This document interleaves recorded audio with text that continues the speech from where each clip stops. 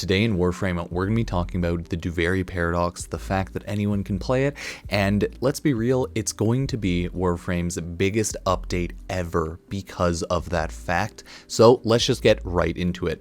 As of right now, we know for a fact Duviri Paradox in Warframe is coming April 26th. We finally found that out a couple weeks before release, and because of that, it looks like the Warframe player numbers are getting a little bit of an increase. People are jumping into the game, getting prepped and ready for Duviri Paradox, even though there's really nothing to get ready for. As you can see, in the past 30 days, they've gained some of their players back after losing some from some other updates and gaining some back. It's been a rough past year in Warframe, but with Duviri Paradox right around the corner, chances are that's gonna be fixed up for a lot of people. So Duviri Paradox is going to be a very weird time because you can enter Duviri Paradox at any single point in your Warframe journey.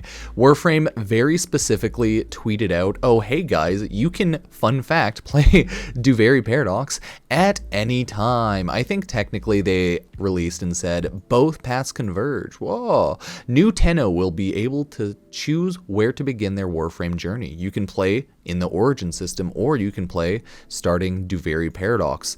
If you've already been into the game, any single person can play and jump into Duviri Paradox, as long as you're probably not locked into the new war quest or anything like that. Other than that, you should be able to jump right in. So all in all, it's going to be the biggest Warframe update, most likely for that reason. The next biggest Warframe update will be the cross-save, cross-play update, but until then, this is going to look like and seems to be the biggest update.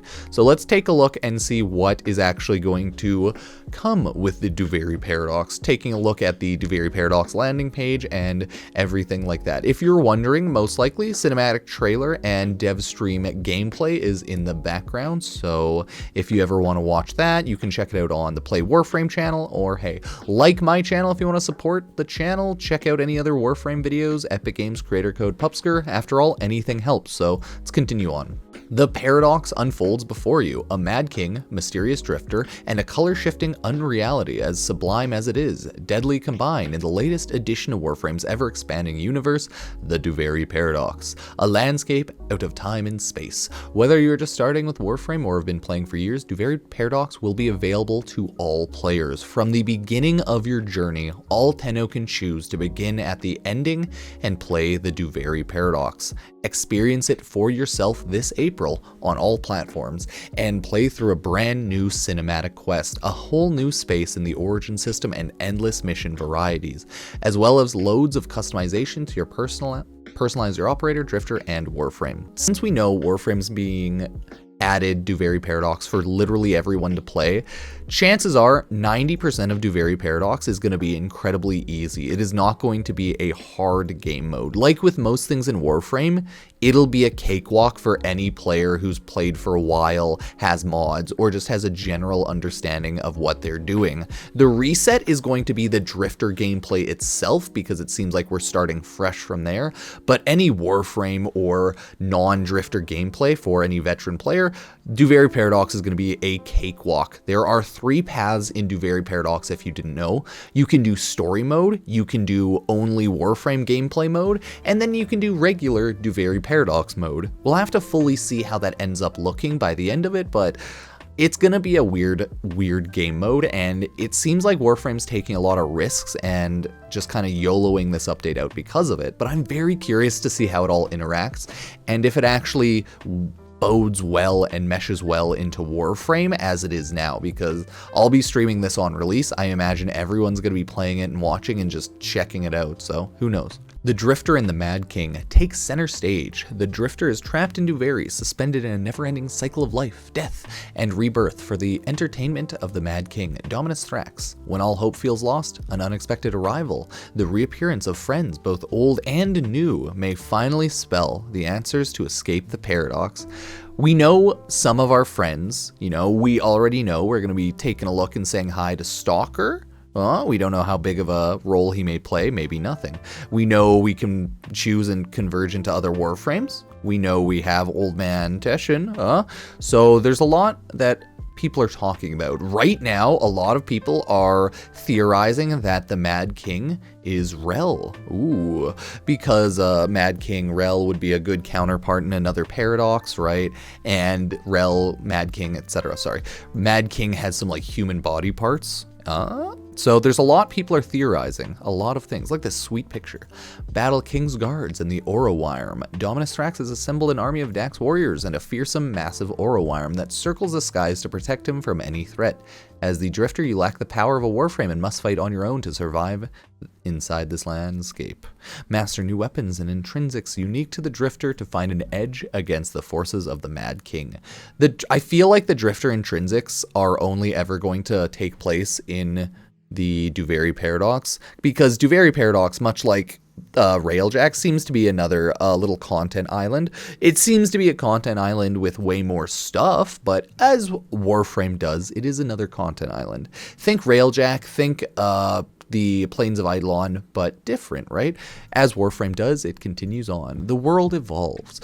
Duviri is home to a tyrant whose moods are made manifest in the landscape. Depending on Dominus Thrax's outlook, Duviri will appear differently, painting the swirling skies a poisonous green shade for envy, or unleashing a wrathful red firestorm in anger. Each mood is its own cycle, with enemies behaving and attacking differently depending on the mood. So, enemies will be different, right? There's a lot of little Easter eggy goofiness there, and I'm kind of excited to see. Challenge the circuit. Tennu who are eager to put their Warframes to the test in this challenging new ways are welcome to jump into the circuit. So this is the Warframe only mode and like endless game mode thing. The circuit is a new endless game mode unique to the Duviri Paradox that shakes up traditional Warframe gameplay by combining familiar mission types that change every round with new Duviri combat tile sets filled with familiar and new enemies, and the ability to earn decrees to further increase your Drifter and Warframe's power. So far I really like what it sounds like they've done with the circuit. It seems like this is going to be the quote-unquote end game endless game mode, if you want, because it's an endless game mode. Every single round, the mission type changes, and you get different Duviri tile sets. So I feel like this is them trying to introduce like a specific game mode for people to play endlessly, right? Like to level 9999.